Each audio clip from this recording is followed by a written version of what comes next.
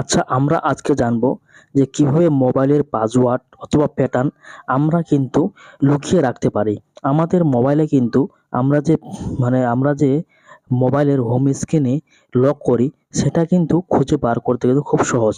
অনেকে কিন্তু আমাদের প্যাটার্নটিকে সেটিংস থেকে খুঁজে বের করে কিন্তু আমাদের লক অথবা প্যাটার্ন কিন্তু সেটা কিন্তু আনলক করে দেয়।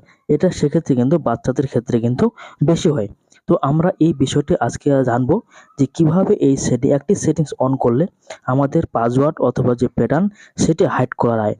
কেউ যেন আমাদের এই যে হোম স্ক্রিনের যে মোবাইল লকটা কেউ যেন দেখতে না পারে, তার জন্য আজকে আমরা এই কাজটি কিন্তু জানবো।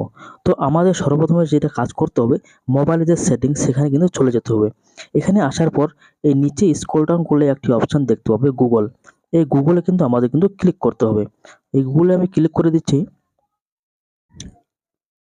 সরি, নেটটা অন করে নিই। তো গুগলে অন করে দেওয়ার পর এখানে কিন্তু এরকম কিন্তু আপনাদের কিন্তু অপশন একটা শো হয়ে যাবে। তো এখানে শো হওয়ার এখানে আপনাদের অল সার্ভিস এখানে কিন্তু আপনাদের কিন্তু ক্লিক করতে হবে। অনেকগুলো মোবাইল কিন্তু থাকে না। তো অল সার্ভিসটা তোমাদের কিন্তু খুঁজে বার করতে হবে। তারপরে এখান থেকে তোমাদের কিন্তু ক্লিক করতে হবে। এখানে ক্লিক করার পর এখানে একটা অপশন দেখতে হবে অটোফিল। এই যে ২ নম্বর অপশনটি এখানে দেখতে হবে অটোফিল। এখানে কিন্তু তোমাদের কিন্তু ক্লিক করতে হবে। আমি এখানে ক্লিক করে দিচ্ছি। এখানে ক্লিক করার পর এখানে কিন্তু আপনাদেরকে ৩ নম্বর একটি অপশন দেখতে পাবেন। ৩টি অপশন, তার মধ্যে কিন্তু প্রথম যেটা আছে অটোফিল উইথ গুগল, এখানে কিন্তু তোমাদের কিন্তু ক্লিক করতে হবে। তো এখানে ক্লিক করলে এখানে কিন্তু অনেকগুলো কিন্তু পপ আপ অথবা সেটিংস কিন্তু তোমরা কিন্তু এখান থেকে কিন্তু দেখতে পাবে।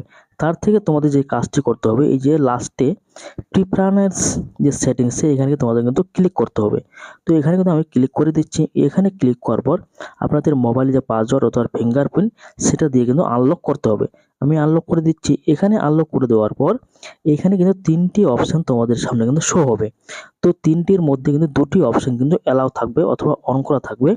এই মাঝখানের যে ২ নম্বর অপশনটি এটি কিন্তু অফ করা থাকে।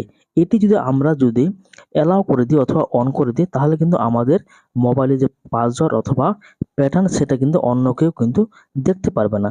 তো তার জন্য আমাদের কি করতে হবে, এটাকে কিন্তু আমাদের কিন্তু অ্যালাউ করে দিতে হবে, মানে সবুজ করে দিতে হবে। আমি ক্লিক করে দিচ্ছি। এখানে ক্লিক করে দেওয়ার পর এখন কিন্তু আমাদের কাজ এখান থেকে শেষ। এখন আমাদের কিন্তু আর কেউ ফিঙ্গারপ্রিন্ট অথবা মোবাইলের যে পাসওয়ার্ড সেটা কিন্তু কেউ দেখতে পাবে না।